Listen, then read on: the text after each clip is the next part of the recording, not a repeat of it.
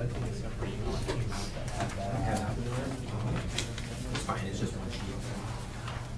Is that the last I stared at the other one for like 40 minutes.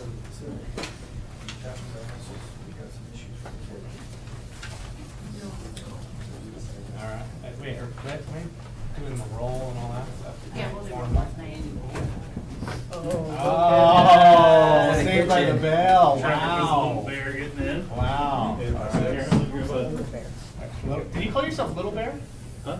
Did you just call yourself Before I I did said it, say any traffic confirmation? was a little bear. Oh, Oh, Little track. Bear. All right. Call the work session to order. Carrie, you call the roll, please. Councilor Beatzel. Here. Councilor Smallwood. Here. Councilor Hamlin. Here. Councilor Lee. Here. Councilor Exner. Ooh. Councilor Schultz. Here. Mayor Schultz. Here, present. Well, welcome everybody. Thanks for coming here today. I don't know if I have the names for the representatives we have from ODOT. Introduce yourselves, I guess, just to kind of start us off here. Tiffany Slaughter, I'm the Region 1 Traffic Operations Engineer, so my focus is signal timing and also the operations of plan the projects as they go through. Okay. And Well, the approvals process. okay. Thank you for coming. And I'm Paul Scarlett, Area Manager East, which is I-205 all the way to the river, all the projects that fall in this area. And projects such as paving, widening, not too many of those. Yeah. Bridge, culvert, and so forth. Yeah. Well, thank you again for. And- Oh, yeah, over here. Sorry. The gap there. Yeah, right here. Yeah, I thought I was like, there was a third person I met. Yeah. My name is Rin Kaki. I'm one of the consultant project manager with ODOT, and I've been assigned to West 26th time at Wolf Drive to Crystal. So I'm here just to talk about this project and update you with the progress. Wonderful. Wonderful. Thank you. You know, just kind of kick us off is, one, thank you for joining us. You know, Sandy has been classified recently as, top 5 quickest growing community here in Oregon. And with that, there's obviously, we've, dramatically increased from just 10 years ago to where we are today. And that's kind of stressed our infrastructure here in our community. It used to be, I grew up here in Sandy, and so I remember on the weekends, we used to have heavy traffic congestion with people going up the mountain and recreating on Mount Hood. And then since Central Oregon kind of became the destination spot and place it is today, it has really become a year-round exercise driving through our community. And so that, with our population increase and everything going on here and the increase in housing, it's just kind of become a bit of a bottleneck traveling around our community here. And so it's exciting to have you here. And what we're looking to do is we have about 6 items here on the agenda, projects. Did you guys get this beforehand? Yes. Yeah, perfect. So we'll go through the 6 and just kind of have an open, real casual discussion on, these projects and where Sandy, kind of where we are on some of these, and then open up for a discussion afterwards as kind of how together we can kind of tackle some of these problems that our community faces. So we've been excited for this and really happy that you're able to join us today. So thank you. Yeah. One of our presenters was unable to make it out ill today, Seth Brumley. He's going to talk about planning. Yeah, I heard that. It's going around. Yeah, that's for sure. Dan? Yeah. I don't know if that's possible, but if there's any chance of getting emails or exchange some communication passages, that could be possible. That'd be really great. So this first item here is the status of the City ODOT STIP, State Transportation Improvement Program project, which is specifically the Vista Loop to Tenai pedestrian improvements. Am I going this way for that? Yeah, so I'll let you kick us off. Yeah. Well, thank you for inviting us to this meeting. We're excited to be here to talk about this project. It's moving forward. That's the good news for everyone. Yeah, sure. So I just prepared just a small PowerPoint just to give you an update of wherever we are at and the history behind the project, just to get you up to speed to it. well, it's good. We have a pretty new council. Not to interrupt you, but I think we got 2 new members here. Actually, it might help if we go around just before you kind of get started. Yeah, Lori. Sure. Lori Smallwood. Been on council for a month. So, yeah. She's an old dog, she's been home. Yeah. Stan Pulliam, been mayor for a month. Yes. Jeremy Pietzel, I'm city council president. I've been on the council, this is starting my 13th year. Yeah. I was on planning commission 2 years prior to that. So. I'm Bethany Schultz, and I've been on council for 1 week. Jan Lee, I've been on for 8 months and was on the budget committee for a couple years prior. John Handlin, 5 years and 2 weeks. And I was on budget committee before that. Carl Exner, I've been here about 8 years on council, and before that, planning commission. So.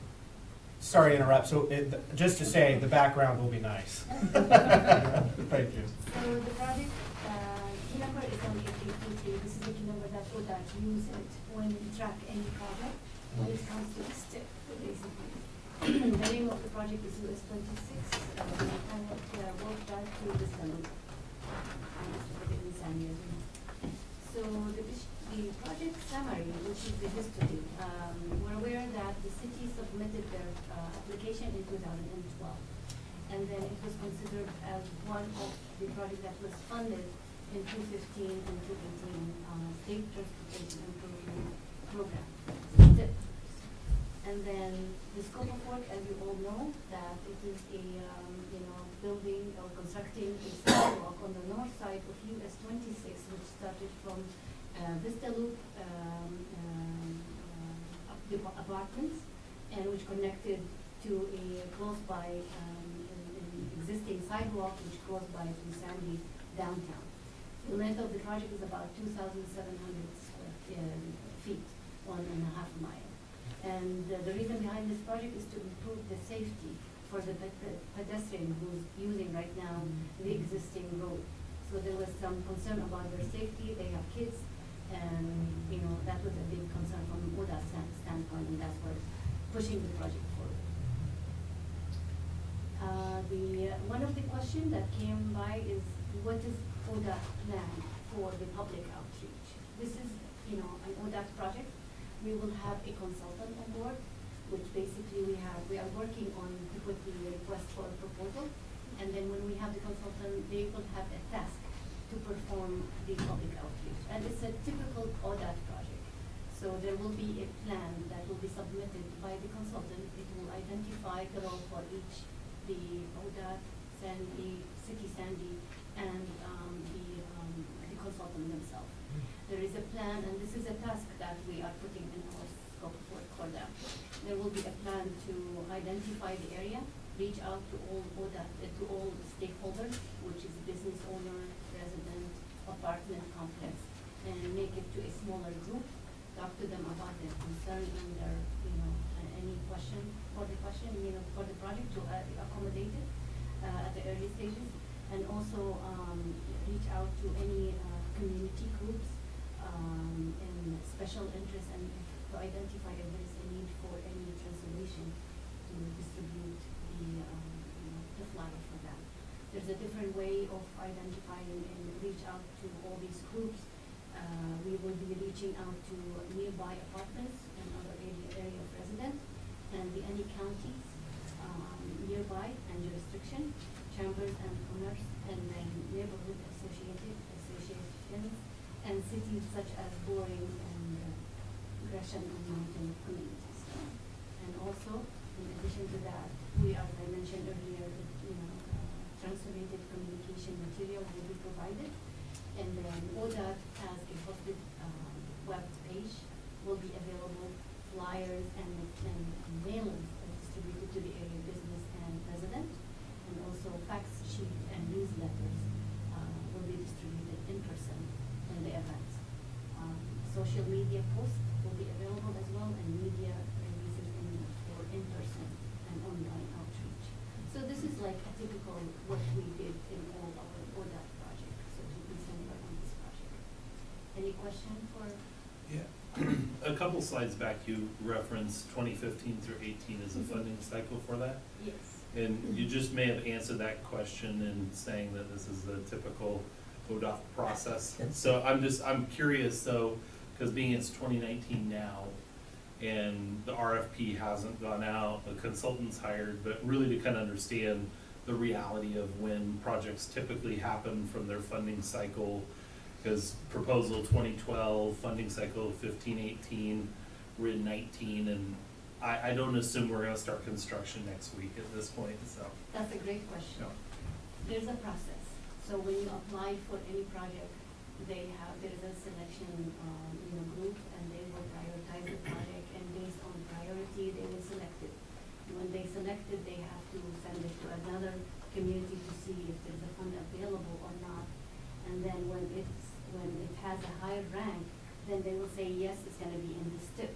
And that takes months, they have to go through OTC, they have to go through approval. When it comes in this tip, then we will have it on our, which is the 215, that's what it look like. It will be in this tip program, and we will have, it has a key number that we can start, working on it. And then when we have this project in this step, then it will be assigned to a certain person to move forward with the progress of the project. And it needs, we have to go for approval to authorize the PE fund, and it's already done for this portion. There was the project, from my understanding, because I'm new from this project, there was a lack of funding on the PE fund. So that put it on hold for a little bit until the city came back with another plan to fund the project, and from that date we were able to move the project forward. So now we, from the STIP standpoint, we have, it's under the STIP amendment, which we have, and I'm going to talk about it. So if you wait just 1 second, you will see my answer for this. And as you go through the public involvement process, I'm hoping and expect too would be that as you get different completions of parts of your project, that you let us know where that cost is, as well as put it on the social media and your own website. We will work with you, whatever way you want us to communicate and coordinate. I will be more than happy to reach out to you. So. And part of the reason why I asked that is I'm assuming that the surveyors that are going up and Yes. down the highway are your folks, since they've got transportation Yes. folks, stamps on the doors. Yes. Already got a couple phone calls that said, what's going on, how are we doing, where we at? So it's great to be able to connect. I with you. notified Mike about our survey, and they have the flyer, and I have a copy of that flyer. They distributed before. They put my name. I don't know why they called me, but they put my name as a contact person. You call all of us. They always call us, we're always called. What's going on? What are we doing? Yeah, well, send them over to me, and I'm more than happy to answer any Okay. questions for them. So, yeah, but we reach out for them before we start the survey, and yes, the survey went out, and they start their surveying. The letters went out to all the different folks on that Yes. road? Oh, Yes, great. that's from my understanding. And just to give you a heads up, ODOT decided to expedite the project, and the only way to expedite it is I asked Mike to give us permission to use ODOT staff to do the survey. And that's why the survey right now without the consultant. So Right. my goal is to have the survey available to the consultant when they are on board, to be on full speed so they can design the project, and that's the reason. So, just back up on prioritization with the STIP program. So you said it goes to a committee, is that correct? And then does that, how does that come together? Who's making the decision on priorities? In this project, I wasn't part, that's Yeah, I think that's probably more item 2. Okay, just general cool. Well, I discussion. can wait. Yeah, Let's do it. this Yeah. one really, there was, to your question, there were some delays. We had resource limitations, there've been a lot of turnovers, people leaving and whatnot, so we're not able to fill big positions. And I came out last year around this time with Matt Freitag and visited with Mike, because this project, as you noted, it's been going for a while, and what happened. So there was some delay. In fact, the project was put on hold while we did some reshuffling with resources, but it was never forgotten. We just weren't able to get to it. But as soon as we got a little bit more up to speed, or more staff on, Rima is new to the project delivery unit. She's done work with the local agency as a liaison, and so Rima is hot to trot. And she's been working with Mike and really Yeah. moving this thing forward. So yes, acknowledge that it had taken a while. It doesn't typically take that long, but certainly there are reasons that would factor into why it's been delayed, but in this case, we are now moving quickly, as she's told you, there's some actions being taken to try and move it along even faster than normal. Okay. We'll let you get going, and we'll wait till number 2. Okay. Yeah, thank you. Yeah. So, to answer the question about the step, when I got the project, this is what is the step. If you look at it, this is what it looked like currently. Mhm. But when we recognized that there was some, shortage on the PE fund, we cannot hire a consultant when we don't have money for the consultant, and that's why we have to figure out the finance first. And I talked to Mike about that, and we came up with like a plan to how to move forward. So we decided to take money from construction and fill whatever shortage in the PE to keep the PE going, and at the same time to backfill it with the city funds. Mhm. This is how we plan to move forward with this step. And if you're not aware, PE is preliminary Oh, it's a engineering, preliminary, so it's sorry. all the design work that goes in before construction can start. Thank you. Yeah, there's a lot of abbreviations. Buzzwords. Stop me and ask me because, yeah. Now currently, as I mentioned earlier, this tip, which is the process that we use to amend whatever money currently hold for this project. So as I mentioned earlier, that I make a plan with Mike to move money from construction and put it in PE to come up with a 500,000 instead of 226,000. And then backfill it with a city fund, and later on, So when you say city fund, are you talking our pot of gold or Yes. yours? Okay. Yeah, well, that's what we have for this project. Okay. Yes. Yeah. And we have an agreement with the city previously that it spelled out who's doing what, and the portion and prorated and with that.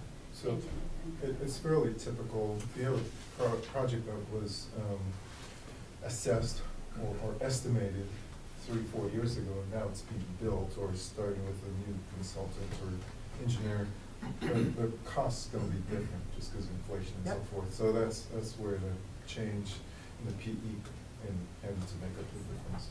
Yeah, that's one of the things I was concerned with, and I know we've talked about as well too as a council. It's kind of like getting a kitchen remodel estimate 5 years ago and then coming back and saying, hey, honor this, and realizing Well, we're in a totally different market than we were back then. Yeah, we've got some new information to share on how we're addressing this new step cycle. One of the reason is the sources, as Paul mentioned earlier. I think that was the plan is to do it in-house, which is much cheaper, but we don't have the resources, so we have to have the consultant, and the consultant is done by 2 or 3 times.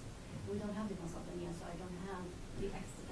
Everything is approximate, so hopefully it will meet our goal. So that's the plan for this project. As you see it in the screen here, we are planning to split the right-of-way phase. Each project, fund, it has a phase for it. So we have the engineer is for designing, and then we have the right-of-way phase, and then we have construction phase. So each phase, it is like a project, and we have to authorize it. So when we have a certain amount of design and available information, we can authorize the right-of-way. And then after that, when we have a complete design and certificate for right-of-way utility and other things, so we can go for construction, and then we can authorize the construction. The fiscal year for ODOT, as you are aware, is started from October 1st and ended on September 30th. So just to be in the picture. The federal fiscal. That's in the federal fiscal year. So, Yeah, I do just want to break in here.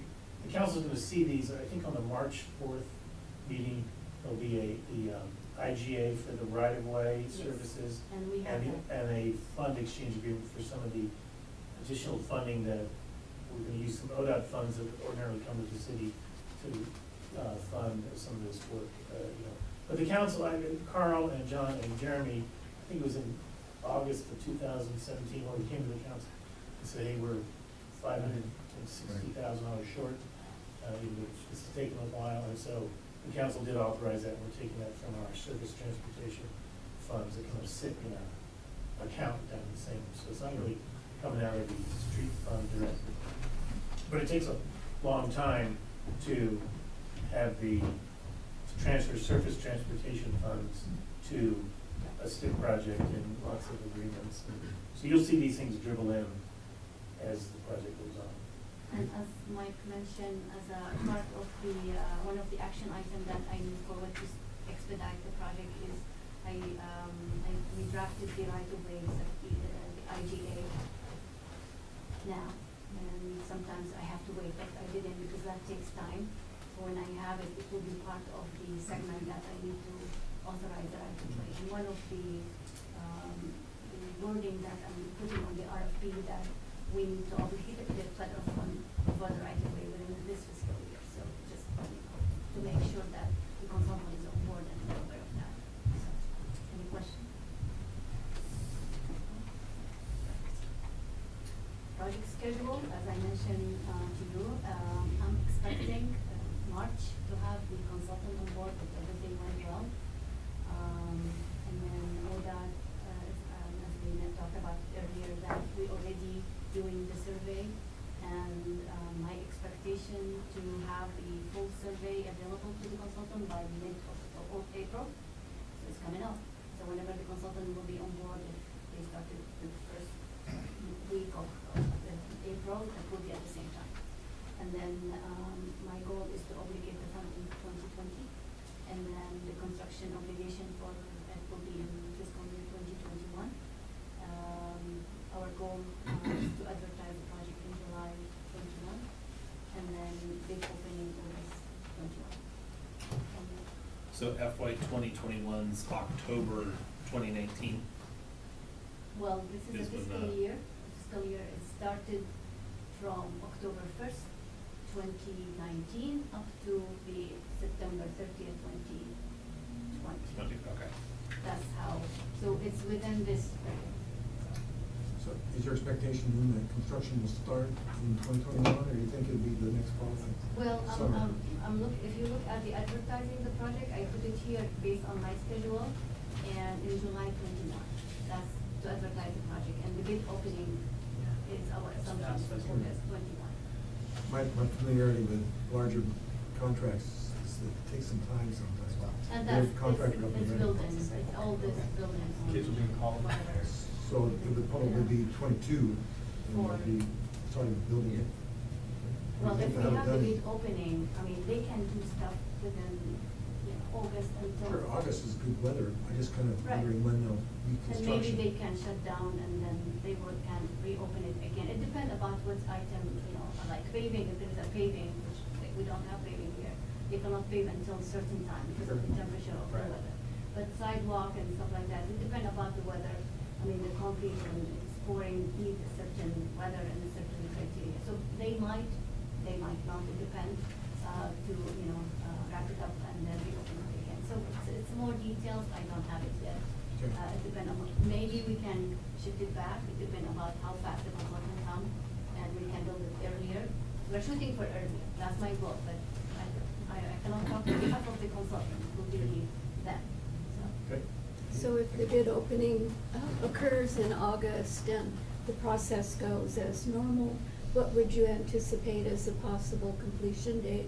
Well, in this project, I'm guessing like a year A year? for Or that's for less, a it's year. half a mile. Yeah. It's a sidewalk. It's a sidewalk, Mhm.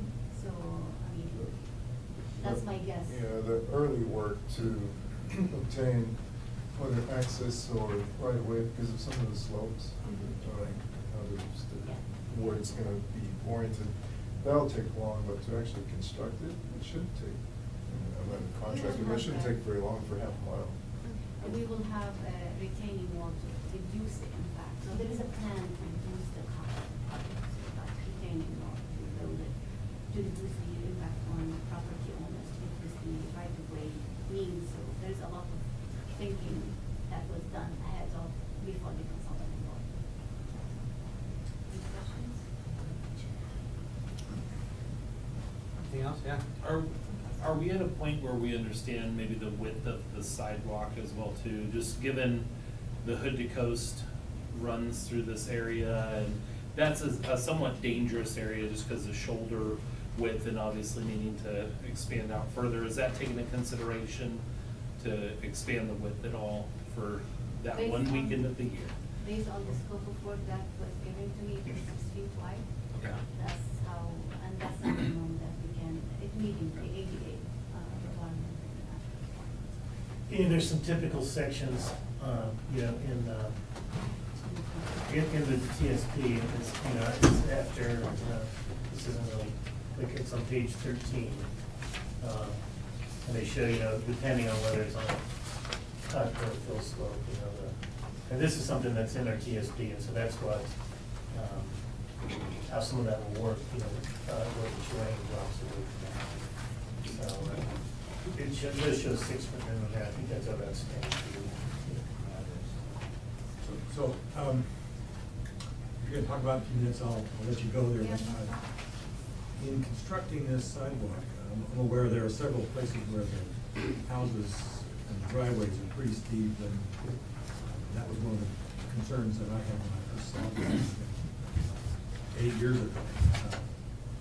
Do you foresee us having to take some houses, or do you think we'll be able to do it all? So I'm thinking about increasing the steep slope of some of those roads, at least some steep driveways there. We asked the survey to take further surveying information up to the building. I don't think that will be any plan to take any houses, but it will be, you know, it will smooth it down. There is a, you know, allowable break, you know, grade break, you know, when you get in from the driveway to the private driveway, but we have to work within their driveway, and that will be more in the design related issue, so. Do you know if any of the rights of ways for the highway go into the houses, or are they all in the yards? I don't recall that, I can't remember. No. Yeah, I know that ODOT owned from face to curb to face to curb, but there's some areas that there's no face to curb, so it goes up to their right of way, and I'm waiting for the information from the survey. I can share it with you when I have it Okay. from the survey. We would look at maybe access management, if there are Yes. properties that have multiple driveways, because you want to reduce that interaction between cars and pedestrians, it might be that we call for closing off the driveway, but that's Or just narrowing talking it. general, or, yeah, for safety. You know, the fourplex out here, they use what I'm almost sure is gonna be the sidewalk as their parking area. They have very little parking spaces as it is, so I guess that will be interesting if the sidewalk is put in. We identified the access management as a critical item on this project, and we notified ODOT staff on this, and they are on board. And this is one of the big items that will be critical when we hire a consultant.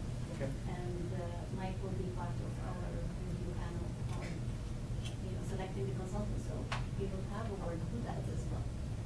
There are some houses up there, I'm sure that the front door actually swings out into the right of way. That's why you bring in those consultants. Okay. All right. Okay. Good. What's next, as I mentioned to you all, we are working on the request for proposal for, to have the consultant on board to start the design. ODOT already are doing the survey while we're speaking, and we are expecting the survey to be completed by May or April. And then our goal is to partner with the city on our public outreach, and I already talked to Mike about that. And then ODOT goal is to meet the STIP schedule, which I shared with you earlier. And then to authorize the right of way in the fiscal year 2020, and then to authorize construction fund in 2021. So that's what I have. Can I ask a question on that last piece? Because I'm just wondering, with it being the row phase in 2020 and construction phase 2021, what makes the row phase take a year? Or why we wouldn't consolidate down into one year between the two? Well, that's what, from our experience from other projects, normally, the right of way takes a year because it needs to follow the Uniform Act for the right of way, which means you have to give the right for the property owner to, you know, have a word on it, Mhm. have an appraisal, and there's a process. We cannot go and say, hey, in second. In fact, it's in negotiation time, right? So it might go for, you know, court and that time, so we have to put a year. And sometimes it's less than that if everything went smooth, so let's hope for the best. I'm giving you the worst cases. Right. What I've seen on other projects is that the right of way is actually having happening currently with design. Right, and that's what So I was- it's not like the design is done, you set it aside and nothing happens No. except right away for a year. Yes. So other things are happening at the same So time. basically what I built my schedule based on the preliminary design, when we have like 30%, and the reason we have to wait for 50% to start the right-of-way phase, because we don't want to change anything on the project. It needs to be solid until, and we have to provide a right-of-way map, description, and right-of-way estimate, so that will be at the 50%. And from that date, then the clock starts. Normally it's like a year. Okay. That's from our experience. Other question?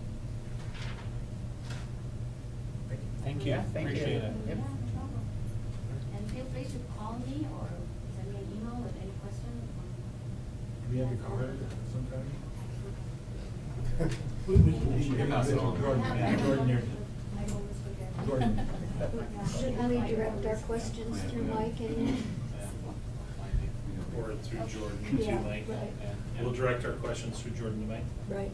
And in the public outreach too, I'm sure you've gotten some postcard in the mail from ODOT, like, hey, we're doing something in government camp, or we're doing something in Boring, or, and you think, why am I getting this? Well, they do blanket you with, they really do a good job on public outreach. I mean, even when they overlaid the highway 6 years ago, everybody in town got a postcard. So it'll be a similar process for this, and if you're on the other end of the city, you don't really care about this, you can just ignore it. But if you're interested, there's a lot of opportunity to participate. Is that Salem in the picture? The bridge? Yeah. No, that's their third bridge. Yeah, it's like. Bad joke? They voted the third bridge down Yeah, I last know. night. Yeah, I saw that. Yeah. I don't know. It might be, actually, it could be, I don't remember this. I like this picture, Or I 84 could was say it? something to you, but it's like, what is this? I just want to share I with think you, the this is what Salem we piers put are normally hanging on the door. Yeah. When our survey went and talked, to notify the people around that area. Oh, great. Just give them- Thank you, Yeah. appreciate it. We just gotta run off to home, so. Yeah, any question before Oh. I have somebody waiting? Thank you for coming and presenting. This has been a goal of the city since before I was on city council. And as you heard, this is my 13th year, going into my 13th year. So the goal for the safety of residents going up the highway there, and the second goal at that time from then has been the 211, is the narrow road on that, with so many people living on the other side of that.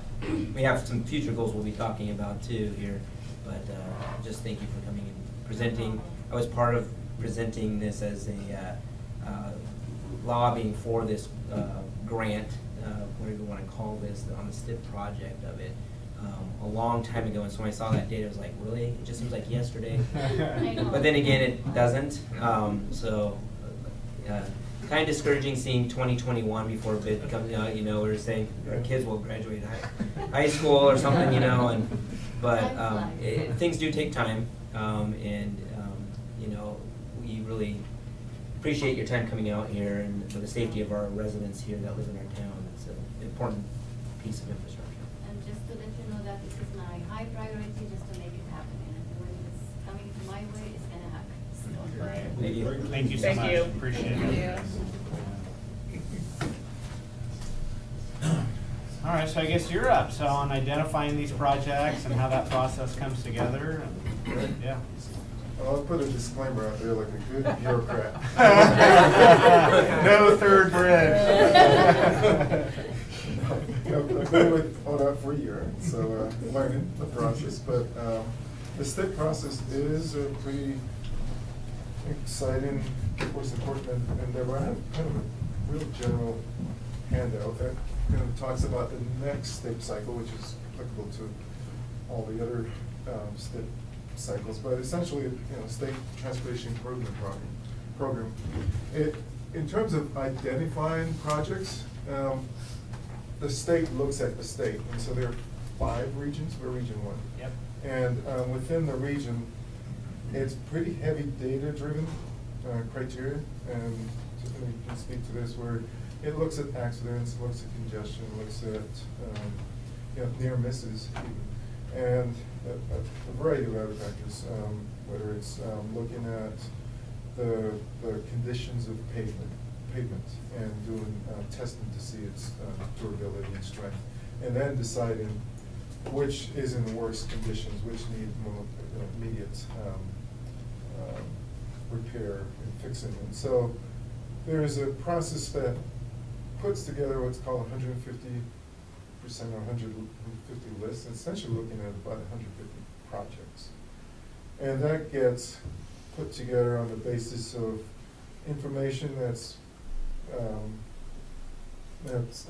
compiled by program managers, experts in the various disciplines, but also from constituents and jurisdictions that say, hey, there's this, you know, issue down here in our city, in Sandy, 211 and Thorbeck, or something like that, like that, and we want this intersection improved, we want illumination, we want to be widened, we want a pedestrian refuge, we want a sidewalk. And so that information is scoped, which means we actually do site visits along with, you know, utilizing all the software we have with maps and so forth. And we look at all the related stuff that goes with a project.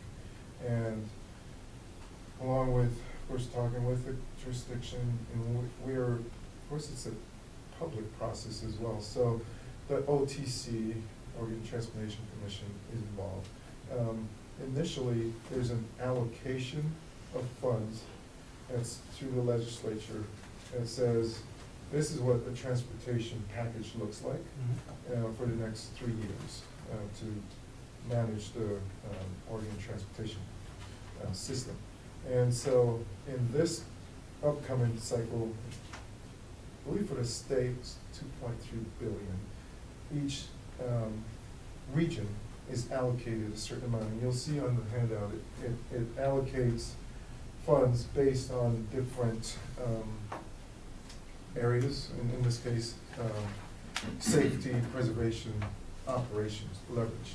And each region would get, I believe, in those categories, different allocations based on their needs, based on the priorities. And the priority, and Tiffany, you can help me, if you've got an area that's, number one for transportation, and we put this in our mission, is safety. And so accidents, especially fatal fatalities, those are areas, and serious injuries, we want to get to those areas quickly.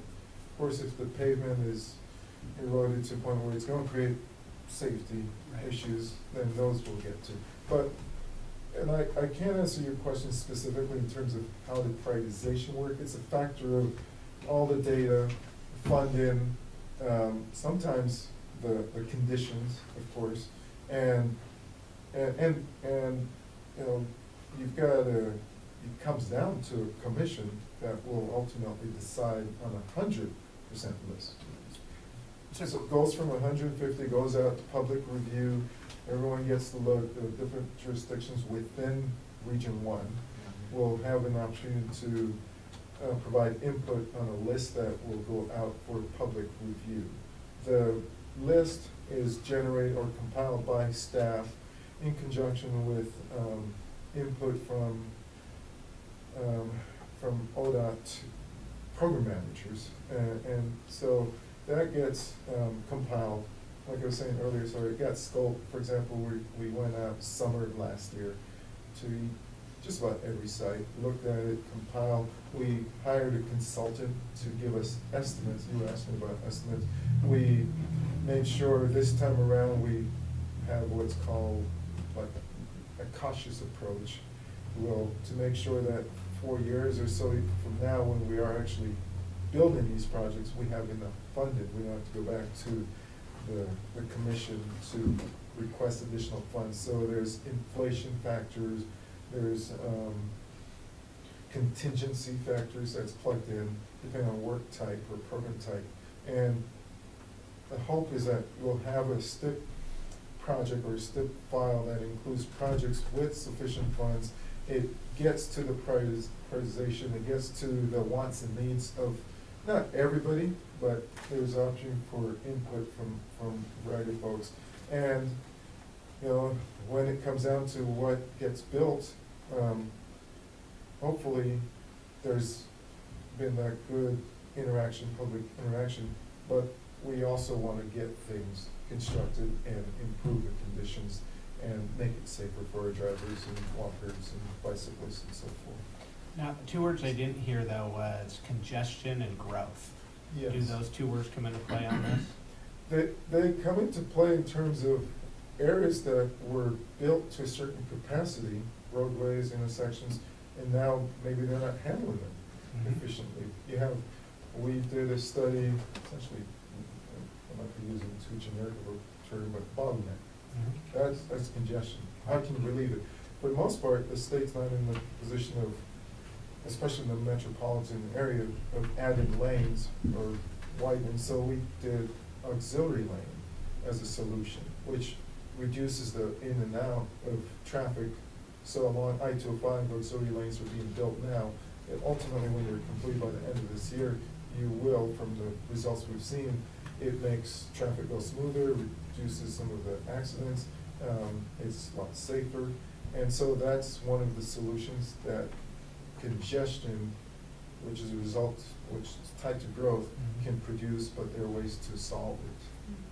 Some of the pots of money have like very specific criteria, so the safety pot of money has to have a very distinctive safety benefit, and there are research out there that says if you do this, it has this % reduction of these types of crashes, and so then you have to compare that percentage of crash reduction to the cost that it costs to do that.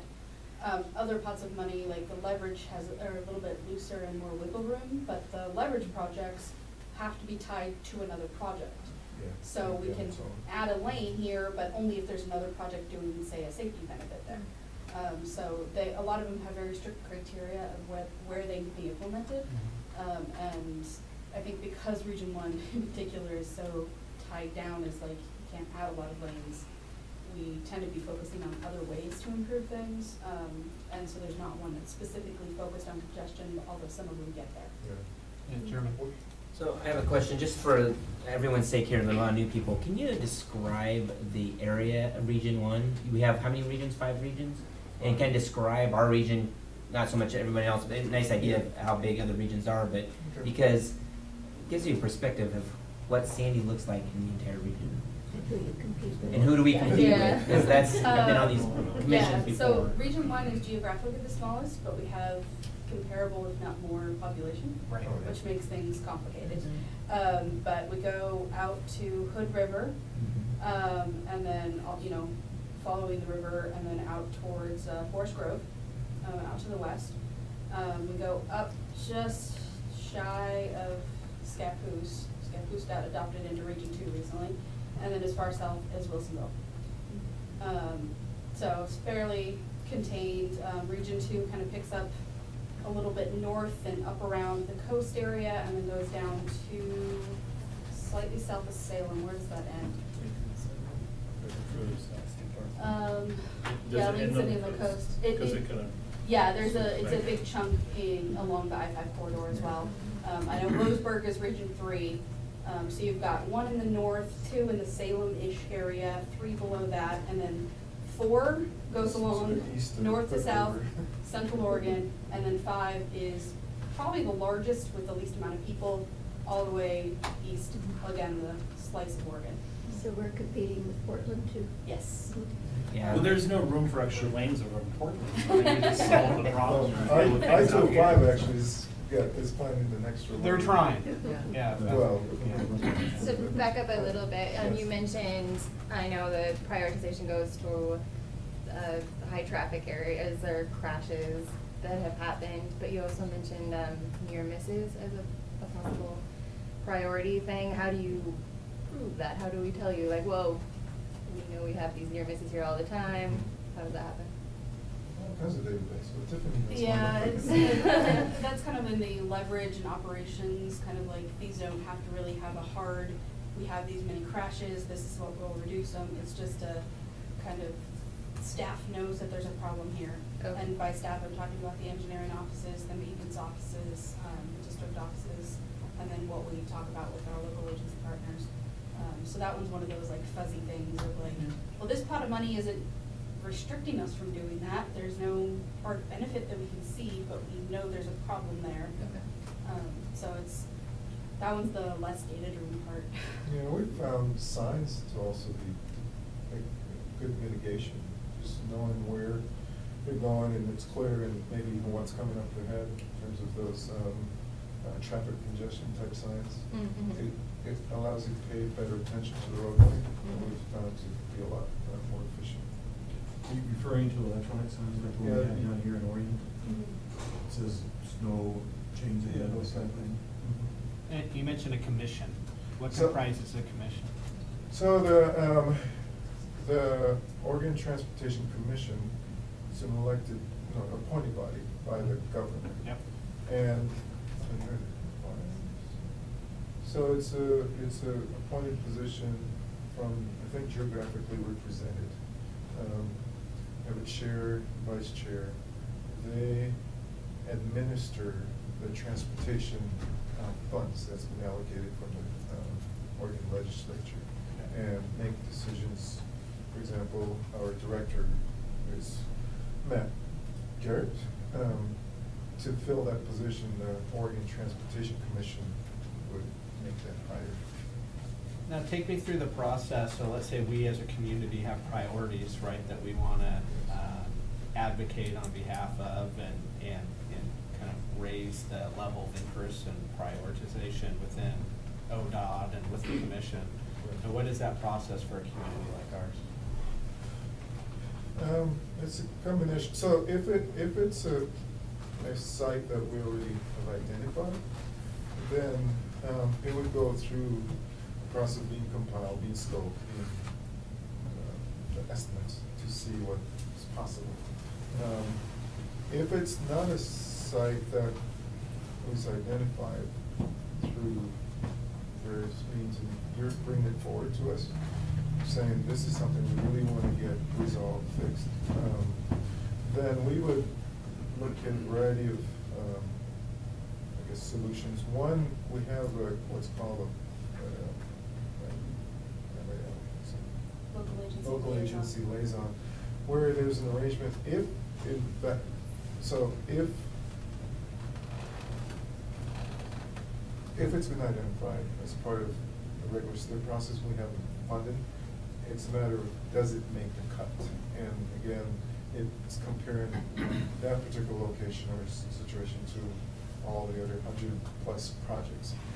So that could be straightforward that way. If it's a project or a location that you've identified for your city, your jurisdiction, and there's a possibility that, one, it could be done, but there isn't enough funding, which means it probably wouldn't make the cut. But can you bring money to the table? And that's where there's some relationship with this project,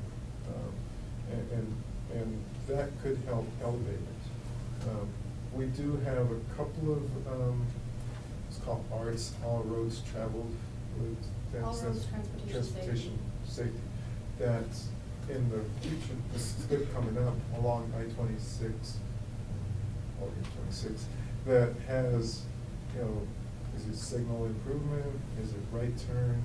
Is it illumination that would make those intersections safer? That stuff has to go through the, I guess, winnowing process to see if it will make the cut. But I'm not sure I can answer your question exactly how it's sort of generally how the process works. John, did you have something? Yeah, I checked out the commission website. It looks like we can submit comments as well too, and even testify at the meetings.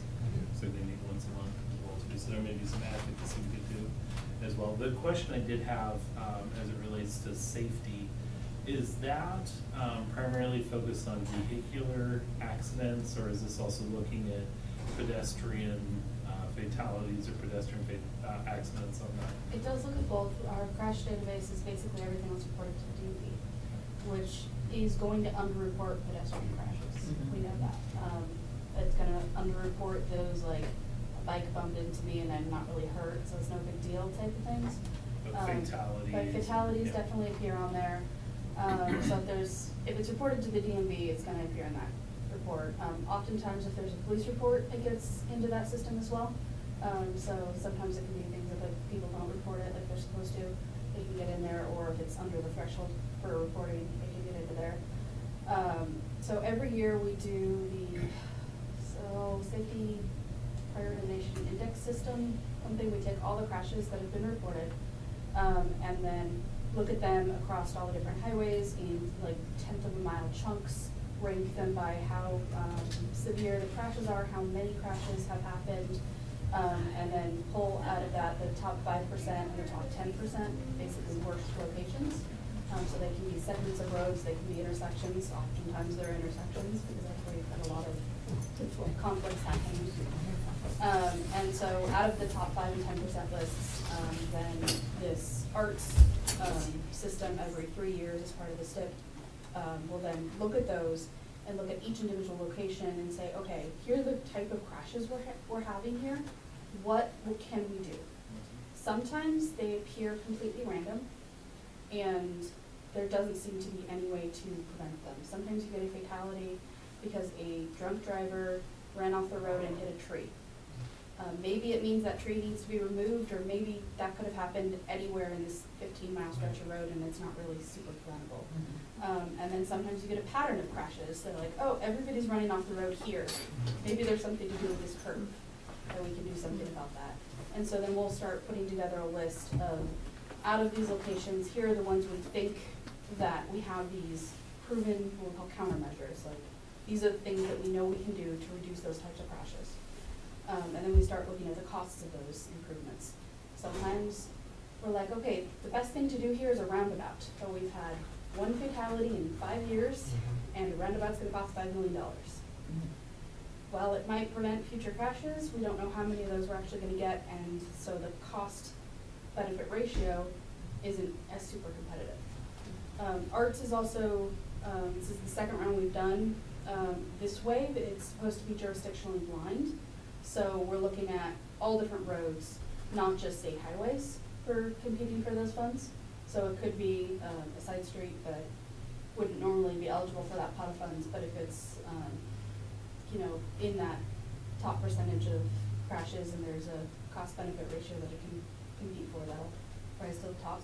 So follow up on this, and just kind of another consideration on Highway 26 as it passes through the center of our town. I think most people don't know that the eastbound lane is a school zone between 7 and 5. And they drive right through it and they don't see the couple of signs that say when it starts and ends. And I think that there's also a similar issue. I think there's a little bit more awareness on the other side. But we've got, from the westbound traffic coming in, we've got folks that are, we hope they're going 45 in the 45 zone, but they really quickly have to slow down to 20 miles per hour. And I live kind of in that intersection as well too. Our school zones on major highways, taken into consideration as a near miss as well too, is at least something to look at or explore as a major safety concern. I know the way going east, I don't think many cars slow down. The only thing that saves us is when we get majorly congested and everybody slows down. Yeah, But that's kind of like that's the balance. We're not necessarily happy about that either. No, yeah. That's what's playing in a little later on in the process. I'd say once we've kind of like seen where the crashes are happening, or like kind of identified some potential improvements, then we start looking at, okay, what is the context of this area? Would this improvement make sense if everybody's going 45, or if they're going 25, and maybe we need to do something else? Or maybe that is part of the context in developing that project of, okay, we're having these crashes here, well, look at this, we have this knowledge that everybody's going 45 to 25, maybe we should slow people down and that will reduce crashes.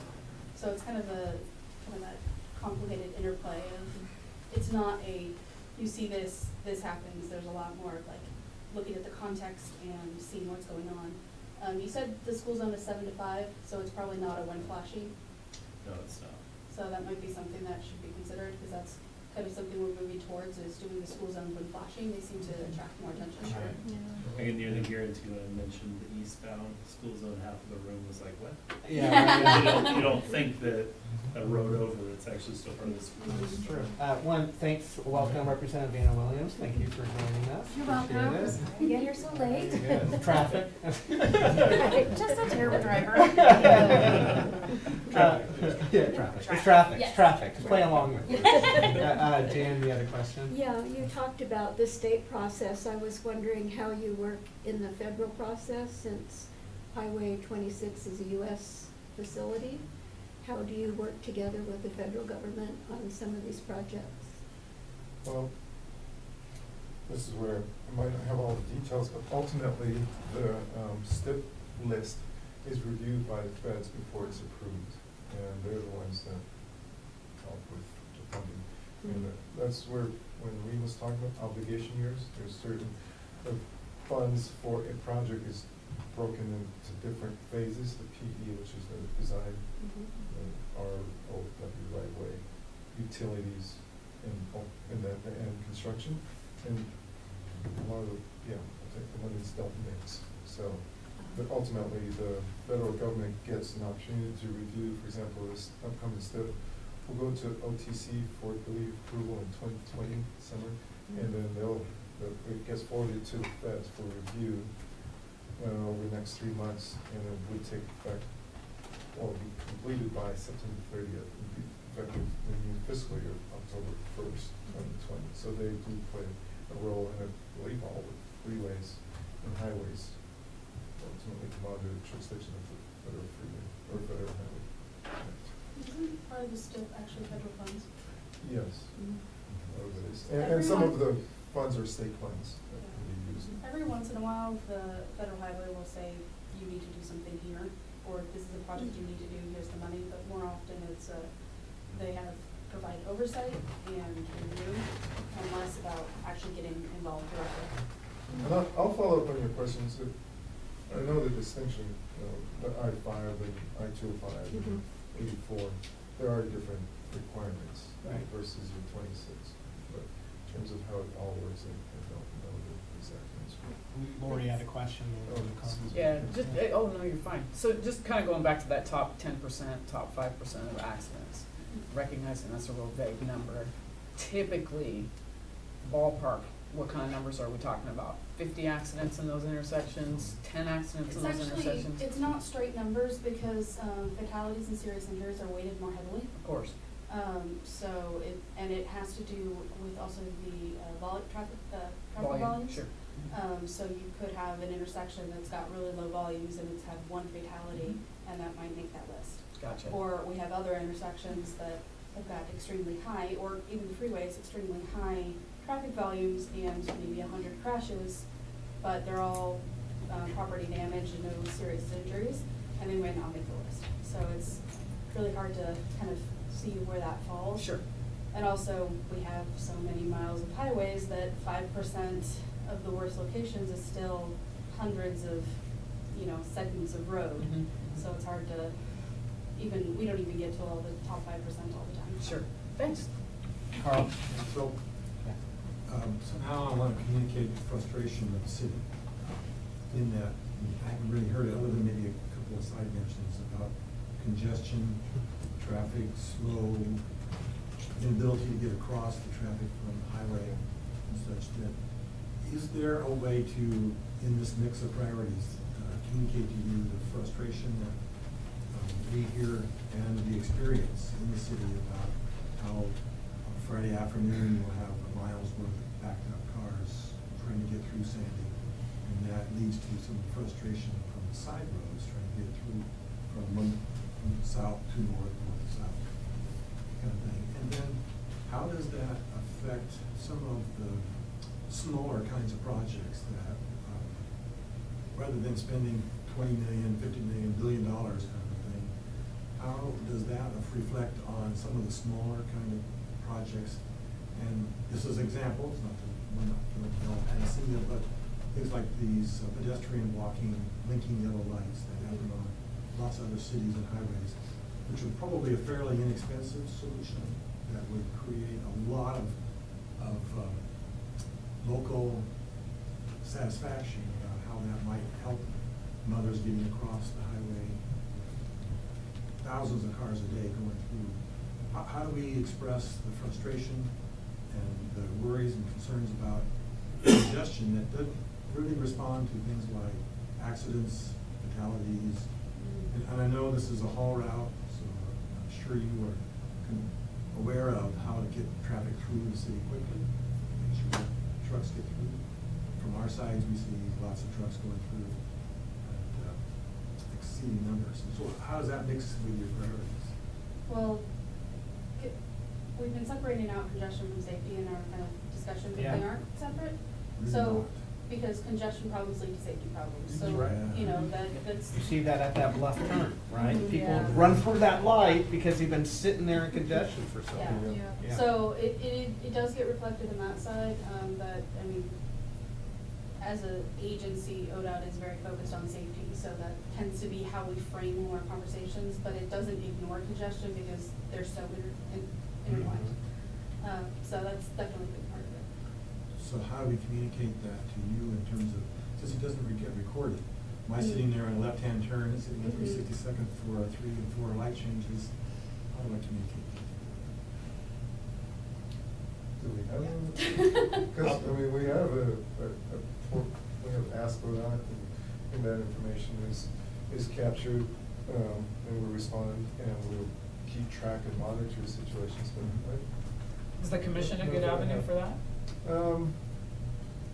They ultimately will hear concerns, but I'm not sure if they have a public sort of testimony part of their meeting. They usually talk about I think one of the projects. more effective routes is your transportation system plan, because that tends to be a very logical, engineering-based document that you've spent a lot of time in and not, it comes across, I guess, more seriously than, you know, I was driving home one day and I had to sit through this light 3 times, like, you know, It's not just one day. it's not It's just on one day, emotion. it's not just one That's person, yeah. right. So if you're, you know, being able to reflect those, like, here are the consistent areas of concern and here are the things that we propose that we think should be done in the future. They're not funded, but they're priorities for our community. Right. And then I think we do look at these when things come through, I wish Seth was here, because that's more his aspect of the planning. But that's where he gets involved of like, knowing that there's problems and knowing that these are priorities for the community, reflecting it in that TSP and being able to identify those in the long term. So that when we're like looking for projects or, you know, of types of things where you be like, this is something that's been identified. It may not be rising to the top of the list of these other priority lists, but it's here. And that can help. Jeremy? Yeah, so I want to, we're focusing right now on the STIP process of this, and so I sat on C4 for 9+ years, and C4 is Clackamas County Coordinating Committee. You're familiar It with it? goes to your patience level. Yeah, it was a life I cannot get back. But in that, they focus a lot around roads, and a few other things too, but it comes around the roads, and a few of the things, and Andy behind you is on that, and Carl's been part of it, and Jan is now. Stan, anyway, going back to it is, I've been through this process a lot of times for getting funding going forward for some of the STIP programs. And when my question earlier is how big is Region 1, is we start looking at these projects that come forward, but then they go to that group there and they get hammered out for months on who's is gonna win that, and here little Sandy is just fighting tooth and nail, and yeah, we did get a couple projects, but we won't see another one for 10 years because things like, you know, no, not picking on any community, but these are just larger communities. We'll pick on Lake Oswego, since Jordan came from Lake Oswego. But Lake Oswego, or West Lynn, or Milwaukee, or Oregon City, Happy Valley, they all have great projects, but then you go Malala, and Estacada, and Sandy, and Canby, and so the point coming back is we as a smaller community, even though we may yell and scream, but our voice is small in the number of people we have, ends up going, hey, in that group, which has a lot of people in it, it kind of gets not heard as much because, hey, they're fighting for this, and look, if you fund my grant or my area, we'll get more of it. And so it gets voted upon to get to that 150 list, right? And I've been part of that process and sitting on the exec board and helping going through that process. One of the things that came up was this, and Mike, please help me, or Andy, is it another act? Was it The donut and the donut. Yeah, what's the act called? Area Commission on Transportation. Thank you. We're trying to get our, when I say we, it was more of Hood River, Sandy, Estacada, Canby, Malala, so that we would not have to be fighting against Portland, because that group in Clackamas County, they're trying to get down to 1 or 2 for the whole county because they're fighting against Washington County and Portland, and the Port of Portland, who always seems to win things out, right? And so it's like, we just feel that. And so I guess one of the things that I would ask is if that could come back. It's always been of the smaller communities on the outside, especially this side of East County, we call it, to Hood River, is being able to have our own act so that when we're going up against it, you know, it's really hard to climb the hill and beat Goliath, right? Like in getting those funds here. So Well, I and think part- it, Go ahead. sorry. Well, I was just gonna say, part of that too is he's talking about, you know, population, right? We're Sandy, you know, 11,000, a little bit under maybe. But there's also seems to be very little recognition of what we're the gateway to. And how that affects our community being the gateway to everything going on in Mount Hood, everything, Timberline Lodge and the expansion of the bike tourism and everything that's going on there. And we started the meeting talking about Central Oregon, and guess how you get there? You get there, well, through here and quite frankly through Hood River, right?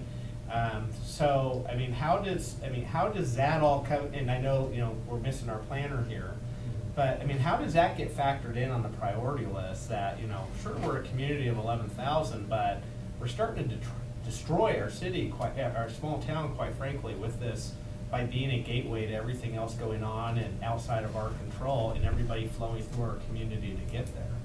I mean, how does that get reflected? How do we do that? Or as We're we at looking least for have an advice. interstate for everybody to just Yeah, fly right. right through town, Yeah, that's right? Like exactly they have to right. come straight through your downtown. Yeah, yeah. There was a plan for that at one time.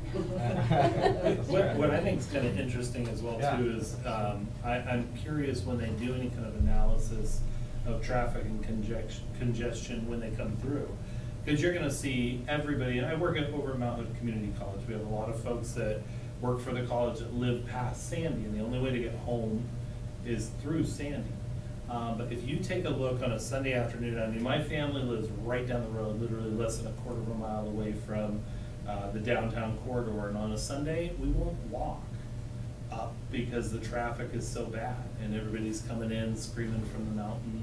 And I mean, you get a very different picture on a Tuesday afternoon than you do on Sunday afternoon, 3-day weekend, and then we kind of. And then it depends on the weather. Yeah, absolutely. Yeah, I mean, you it's dump snowed 4 and- feet yeah. of snow up on the mountain, and it's like all day, every day, so. So Mayor, I'm hearing you, Yeah. hearing everyone. Yeah. And so I'll take this back to our planning manager and get a better handle on the prioritization relative to different jurisdictions, smaller, for example, cities, and how you all compete and how does that all work? Well, let me give you an example of what's going on here. Yeah. Have you ever, I don't know if you have any kids or not, but have you ever seen the movie Cars? Yeah? So Which the one? so the bypass, yeah, so the bypass destroys the town, right? Okay. And yet somehow with that as my #1 priority in a small community, I was able to beat a 4-term incumbent for mayor. That's the frustration going on in this community right now. I mean, that is the reflection and the frustration level and stuff that is boiling up here, because people aren't able, we're losing our sense of community through this traffic problem. So anyways, I mean, we've kind of beat it, but I mean, it's a big deal, Mhm. right?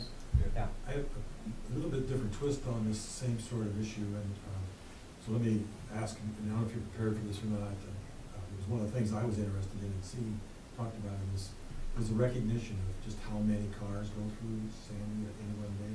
And I know we had a count that happened this last fall, and I'm aware of previous counts and such. Do you have a record of what those counts came out to be? Did we have? I didn't look them up. Okay. Probably do that. I'm sure we have them recorded somewhere. We also have a variety of automatic traffic recorders at various points on highways. So we get annual counts for most sections, so you can even look that up online. I saw some of the response, and again, it's second and third hand, and some of those response sounded like there was an impression by ODOT that so much of the traffic going through Sandy is local in nature. And I gotta tell you that, I'm being very polite right here, is that it is not local traffic. And I think, in, not to the frustration of folks like myself, council here, who live, eat, and try to get through that traffic every day, but it's also the truck traffic. I'm aware of truckers who are very frustrated by the slowness. They go other places and create even more congestion in other routes, getting across the mountain some way. Here this last year when we had fire, it was amazing how congested this city was during the fire in the gorge.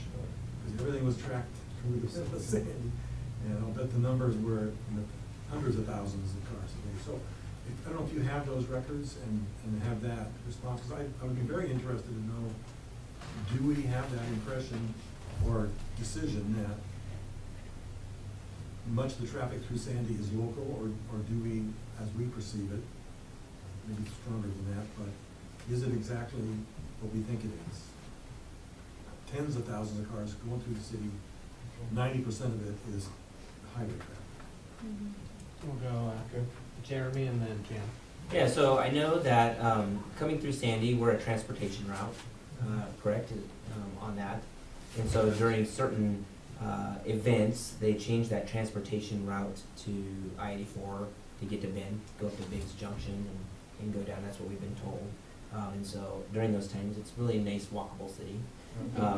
But when is a point when our city gets so congested, especially just big trucks? And I know big trucks are the ones that are following that transportation that says, hey, you know, for us to go through Gresham, through downtown Sandy, stuff is ruining their communities, and we just go up through I-84 down Biggs Junction to go to Bend, and not have this as that corridor anymore. Take that traffic out of Gresham, all that residential neighborhoods through Gresham, up through Troutdale, or through, you know, down Burnside, which is a mess as well.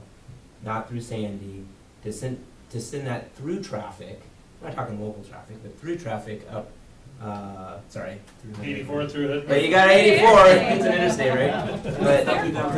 But versus becoming, but undesignate this, because then I know all the truckers get that change, and then they aren't taking up over 26, which you're going up over that snowy mountain where skiing and everything else, and you know, following the safety concerns there. Is that possible? When can that happen? I don't know how it works. I suspect federal highway would be involved though. And mobility for sure. But we're at, you know, where's that breaking point? Because I know that we've had Gresham contacting the city of Sandy saying, hey, will you support a different route for us? Because it's not even coming up the roads that they wanted to, and they've asked us to help support signing of a letter years ago saying, hey, can you submit this to change that route to a different road now? Because they're coming up this really narrow, you know, and just doesn't seem respectful for the community. I'll inquire. I don't know the answer. I understand what you're asking. Jan? I know that counting numbers is important, but I wonder if you also do timing studies, like at some of the intersections, like Bluff Road and 26, some of the other areas. Yeah, so we do our signal timing in-house, and actually we're in the middle of gathering data to retime the signals to the couplet. So far it's looking like so cycle length is the amount of time that every movement is served in that time period. Currently the PM is set to 100 seconds, and we're gonna try doing 110 seconds with giving that most of the extra time to the side streets to try and address that. So it's not like there's only so many seconds in a minute, so, or an hour, so it's not like exactly pushing 10% more to movement forward. Looking at reevaluating the signal timing, and the signal timer in charge of that has all the comments that you guys sent about the individual intersections and where you're seeing issues. So there's some we can do, some is capacity issues. Sure, but so one of those, sorry Carl, just 1 second, she said. I'm interested. So going on the bluff, and that traffic signal, so, and part of it is, I guess, our own fault, whatever. Is we have a high school, and we have a middle school, and then we have a charter school that all open up within 15 minutes of each other, and I get them talk to the school district about that, I understand.